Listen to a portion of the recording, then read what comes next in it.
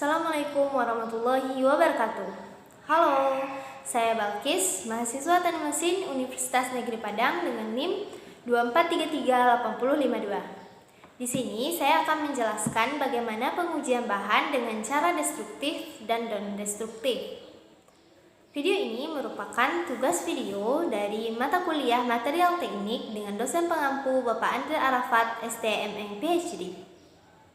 Sebelum kita membahas apa itu pengujian bahan dengan cara destruktif dan non-destruktif, kita akan mengkaji apa sih itu pengujian bahan.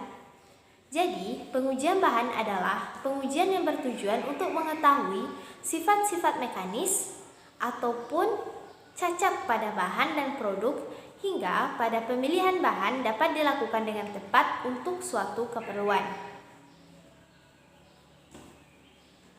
Selanjutnya kita akan membahas apa sih itu pengujian destruktif dan non-destruktif. Yang pertama yang akan kita bahas adalah klasifikasi pengujian destruktif. Sebelum itu, apa sih itu pengujian destruktif? Pengujian destruktif adalah metode pengujian bahan yang dilakukan dengan cara merusak atau menghancurkan material, komponen, produk untuk mengevaluasi sifat fisik, mekanis, dan struktural dari bahan tersebut. Pengujian destruktif bertujuan untuk mengetahui batas kemampuan material dalam menahan beban atau kondisi tertentu hingga mencapai titik kegagalan seperti kekuatan tarik, tekan, lentur, ataupun ketahanan terhadap benturan. Metode ini sering digunakan untuk industri yang memastikan kualitas material sebelum digunakan pada aplikasi nyata. Pengujian destruktif dibagi dalam klasifikasi tertentu. Yang pertama, ada pengujian uji tarik. Uji tarik adalah salah satu metode pengujian mekanis yang bertujuan untuk menekan sifat material seperti kekuatan tarik maksimum, regangan, modulus efektivitas, dan batas luluh. Dalam uji ini, biasanya spesimen atau material ditarik secara perlahan oleh mesin hingga mencapai titik putus untuk mengukur respon material terhadap gaya tarik yang dihasilkan. Biasanya dalam uji tarik digunakan alat yang dinamakan dengan Universal Testing Machine atau UTM. Universal Testing Machine ini biasanya dapat juga digunakan untuk pengujian tekan, uji lentur, uji geser, uji kekerasan, tergantung dengan aksesoris yang digunakan. Dalam uji tarik, terdapat beberapa prosedur atau langkah-langkah yang digunakan. Di antaranya, yang pertama, spesimen dibuat dengan dimensi tertentu sesuai dengan standar ASTM atau ISO.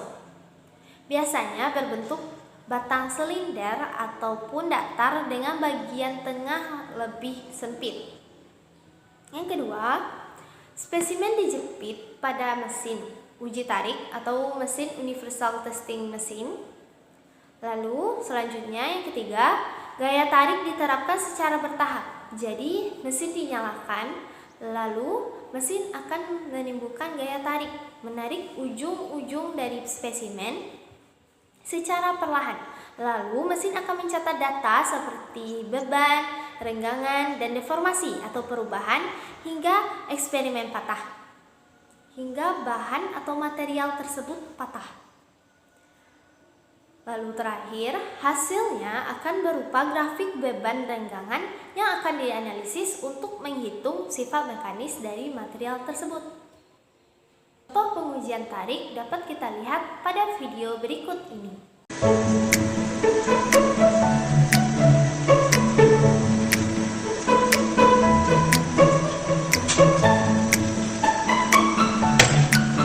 Selanjutnya adalah uji tekan. Uji tekan adalah salah satu pengujian destruktif yang bertujuan untuk mengukur sifat material dalam menahan beban kompresi atau tekanan. Uji ini dilakukan dengan memberikan tekanan secara perlahan pada spesimen atau bahan hingga material mengalami deformasi ataupun kerusakan. Uji ini digunakan untuk menentukan kekuatan tekan maksimum, ketahanan material terhadap deformasi tertentu, dan perilaku material di bawah gaya kompresi. Uji tekan berfungsi untuk menentukan kekuatan tekan suatu bahan, menganalisis ketahanan material, dan mempermudah dalam pemilihan material untuk produk yang akan menerima beban yang kuat, seperti pada bangun konstruksi ataupun otomotif. Pada uji tekan, biasanya terdapat beberapa mesin atau alat yang dapat digunakan. Selain Universal Testing Machine, ada juga beberapa alat lain yang dapat digunakan, yaitu salah satunya adalah mesin uji tekan Compression Testing Machine, yang dimana alat ini digunakan untuk menerapkan gaya tekan pada spesimen atau bahan yang berupa model hidrolik, elektrik, ataupun servohidrolik, tergantung pada kapasitas dan presisi yang diinginkan oleh penguji bahan. Seperti halnya pada pengujian tarik, pada pengujian tekan juga ada beberapa prosedur atau langkah-langkah yang perlu dilakukan. Yang pertama yaitu mempersiapkan spesimen atau bahan yang biasanya berbentuk kubus ataupun silinder sesuai dengan standar ASTM dan ISO. Kedua, menempatkan spesimen di antara dua plat, yaitu plat di bawah yang plat tetap dan plat di atas, yaitu plat yang akan bergerak untuk menekan spesimen atau bahan. Yang ketiga, memberikan beban secara bertahap pada spesimen dengan sebuah beban. Yang terakhir, mengamati hasil pengujian spesimen mencapai batas kekuatan tekan atau deformasi tertentu. Setelah didapatkannya deformasi atau perubahan seperti retakan ataupun hancur, maka data-data tersebut akan dicatat dan dianalisis untuk menguji kegunaan sifat-sifat dari material tersebut. Berikut contoh videonya.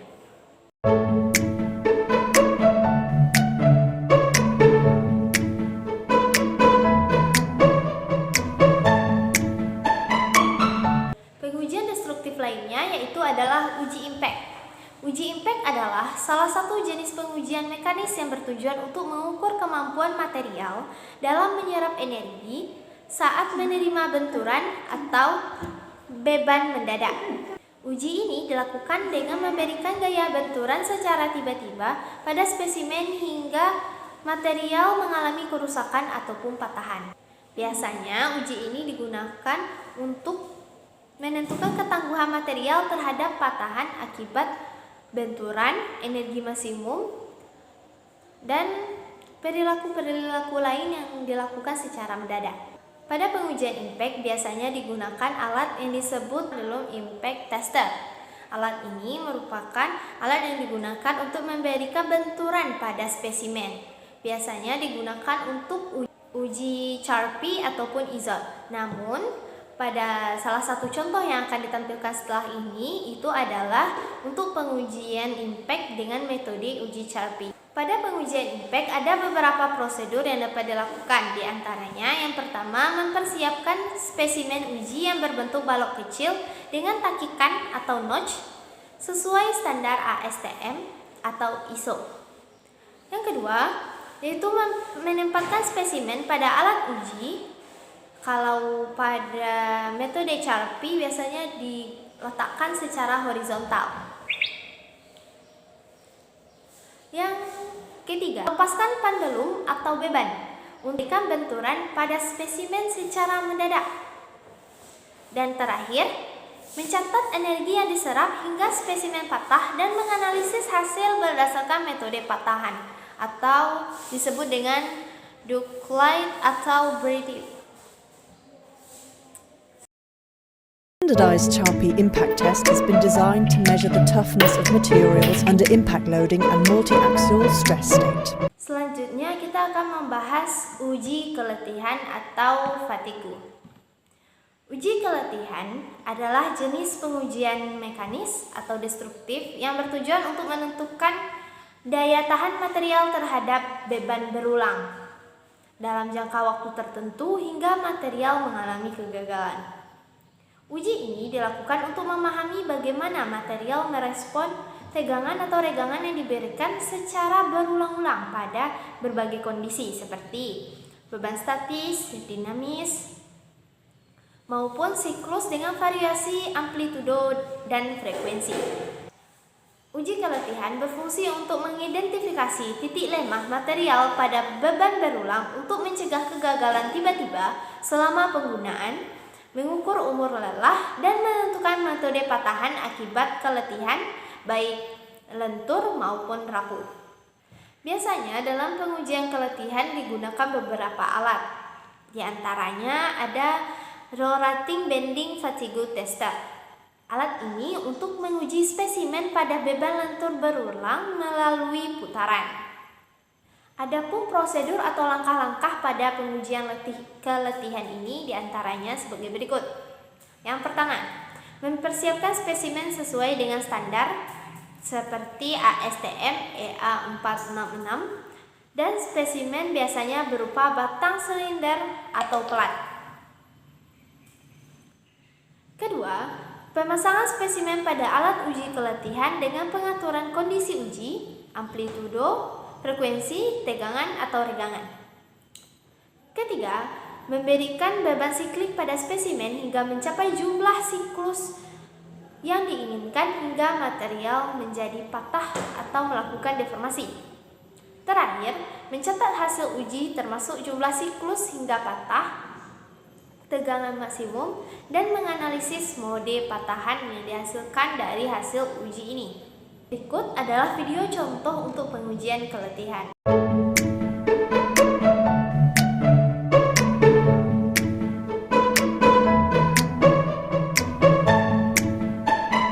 Yang kelima, uji keras. Kekerasan adalah salah satu sifat mekanik dari suatu material.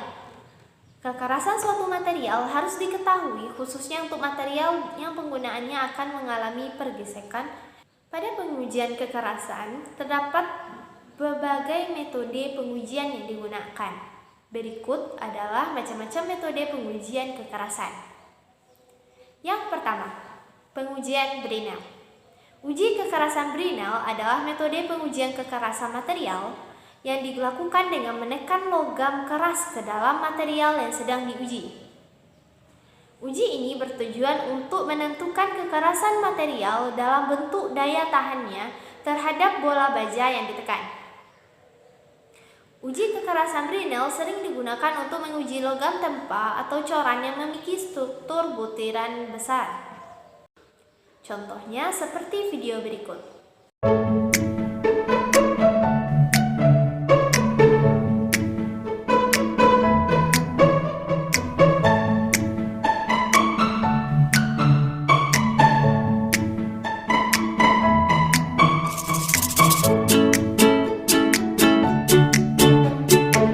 Yang kedua, Rockwell.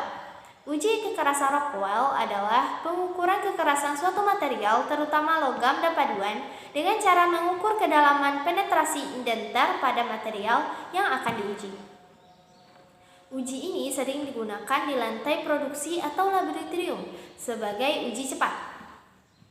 Pengujian kekerasan dengan metode Rockwell bertujuan untuk menentukan kekerasan suatu material dalam bentuk daya tahan material terhadap benda uji atau spesimen yang berupa bola baja atau HRB atau kerucut intan yang disebut juga dengan HRC yang ditekan pada permukaan material uji tersebut.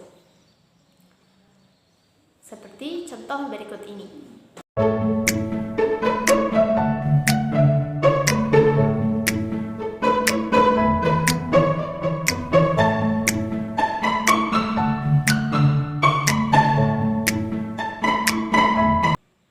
Ada Vickers. Uji kekerasan Vickers adalah metode pengujian kekerasan material yang menggunakan indentor berlian primordial untuk membuat lekukan pada material yang diuji.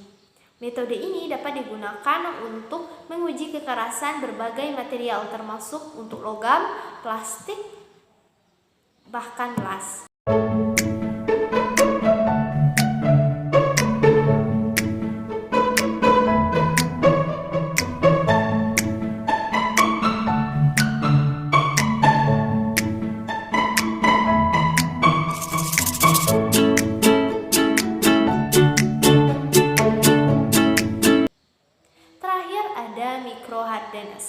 Biasanya metode ini jarang sekali untuk digunakan.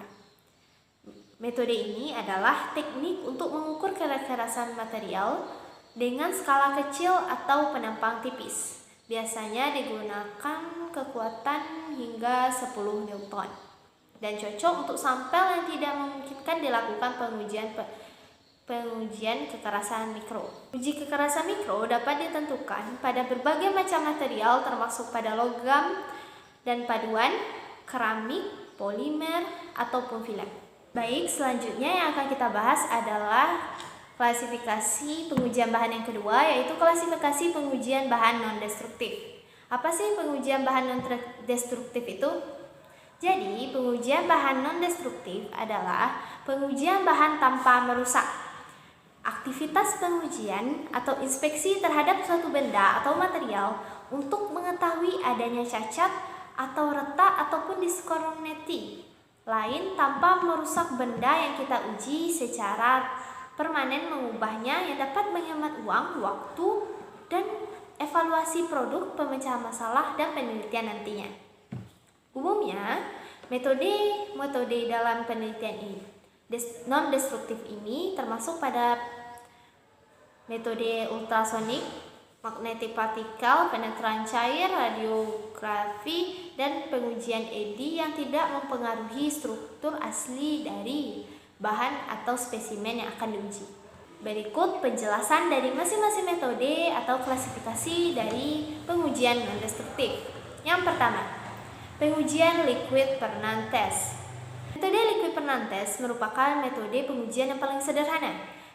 Metode ini digunakan untuk menentukan cacat pada permukaan yang terbuka dari suatu material, baik itu logam ataupun non-logam, seperti keramik, plastik, fiber, agar cacat pada material tersebut terlihat dengan jelas. Caranya adalah dengan memberikan cairan berwarna terang pada permukaan yang diinspeksi adanya cacat. Cairan ini harus memiliki daya penetrasi yang baik dan viskositas yang rendah agar dapat masuk pada cacat di permukaan material. Selanjutnya, penetran yang tersisa di permukaan material disingkirkan hingga cacat akan terlihat jelas jika perbedaan warna penetran dengan latar belakang cukup kontras.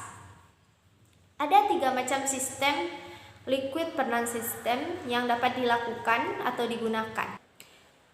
Untuk pengujian ini biasanya dilakukan pada pengujian hasil pengelasan seperti pada contoh video berikut ini.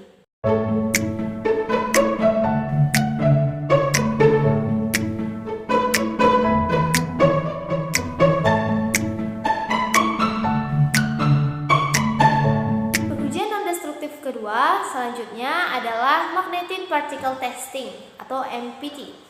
Magnetic particle testing adalah pengujian non-destruktif, proses untuk mendeteksi diskontinuitas permukaan dan bawah permukaan pada partikel besi. Proses ini menempatkan sebuah medan magnet ke bagian. Bagian ini dapat magnet dengan magnetisasi, langsung ataupun tidak langsung. Magnetisasi langsung terjadi ketika arus listrik dilewatkan pada benda uji dan medan magnet terbentuk dalam material. Magnetisasi tidak langsung terjadi bila tidak ada arus listrik yang melewati benda uji, tetapi medan magnet dapat diterapkan dari sumber lain. Sumber lain tersebut biasanya terdapat dari sumber-sumber di luar. Garis-garis gaya magnet tegak lurus 10 terhadap arus listrik AC dan beberapa berbentuk searah dengan arus DC. Pada jenis pengujian ini terdapat 3 jenis metode pengujian yang dapat dilakukan. Yang pertama yaitu metode wet visible. Dalam metode ini, partikel ferromagnetik dicampur dengan air ataupun minyak dan kemudian disemprotkan dan digosokkan pada benda uji yang telah dimagnetkan. Salah satu keuntungan utama dari metode basah ini adalah sensitivitas yang tinggi dibandingkan dengan metode kering atau dry visible. Berikut contoh videonya.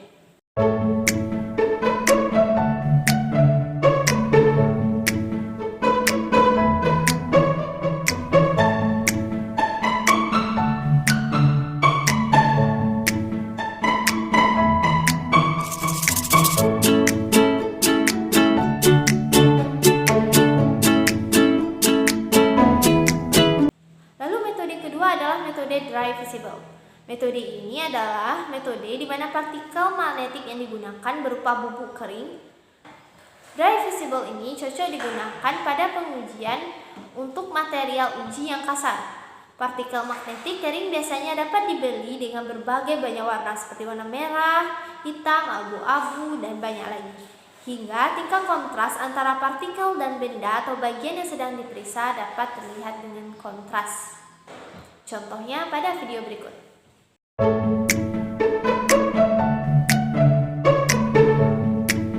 Lalu terakhir ada metode wet fluorescent. Metode wet fluorescent ini memiliki prinsip kerja yang hampir sama dengan metode wet visible ataupun metode basah. Namun yang membedakannya adalah serbuk yang digunakan. Pada metode wet fluorescent digunakan serbuk magnet atau magnetic particle yang akan terlihat pada sinar UV atau 20 lux dan black light atau pada 1000 lux. Selanjutnya, ultrasonic testing. Ultrasonic testing adalah metode pengujian yang menggunakan energi suara berfrekuensi tinggi untuk melakukan pemeriksaan dan membuat pengukuran. Pemeriksaan ultrasonik dapat digunakan untuk mendeteksi cacat, pengukuran dimensi, dan lainnya yang dengan prinsip pemeriksaan umum adalah pulsa atau echo metode konfigurasi inspeksi. Untuk contoh videonya sebagai berikut.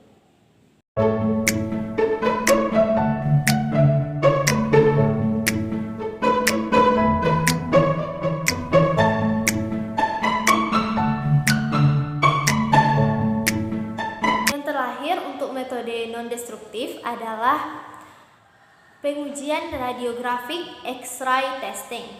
Pengujian ini adalah pengujian yang mendeteksi cacat pada bahan oleh penetrasi foton energi tinggi. Jumlah radiasi diserap kemudian dapat diukur untuk menentukan ketebalan atau komposisi bahan. Sumber radiasi untuk radiografik tes ini adanya yang pertama, sumber radiasi X-ray, yaitu sumber radiasi sinar X yang biasanya digunakan untuk bahan metal paduan dengan dan bahan yang mempunyai kerapatan jenis yang rendah. Yang kedua, sumber radiasi gamma ray. Untuk pemilihan sumber sinar gamma didasarkan pada ketebalan material yang akan diperiksa. Berikut contoh videonya.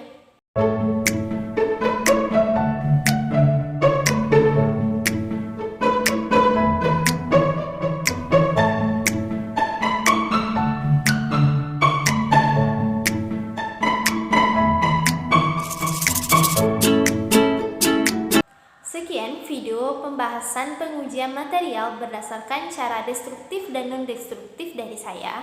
Maka dari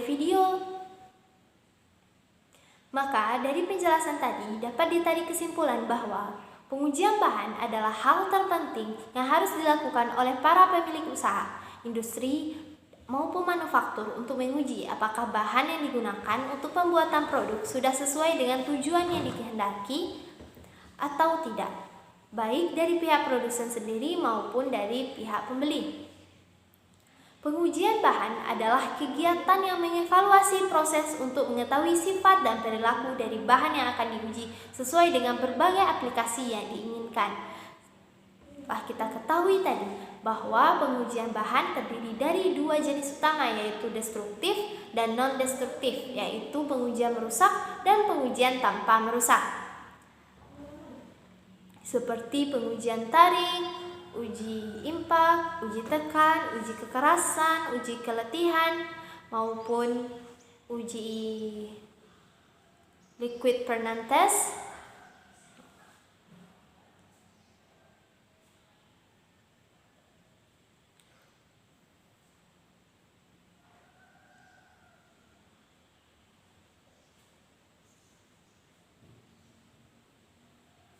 Untuk pengujian destruktif telah kita bahas sebelumnya, yaitu pengujian tarik, uji tekan, uji impact, uji kekerasan, uji keletihan. Lalu untuk pengujian non destruktif yang tadi kita bahas adalah yaitu pengujian Pernand liquid test, ultrasonic testing, dan Lebih dan kurang dari penjelasan saya tadi saya mohon maaf. Saya akhiri, wabillahi taufiq wa hidayah. Wassalamualaikum warahmatullahi wabarakatuh. Sampai jumpa.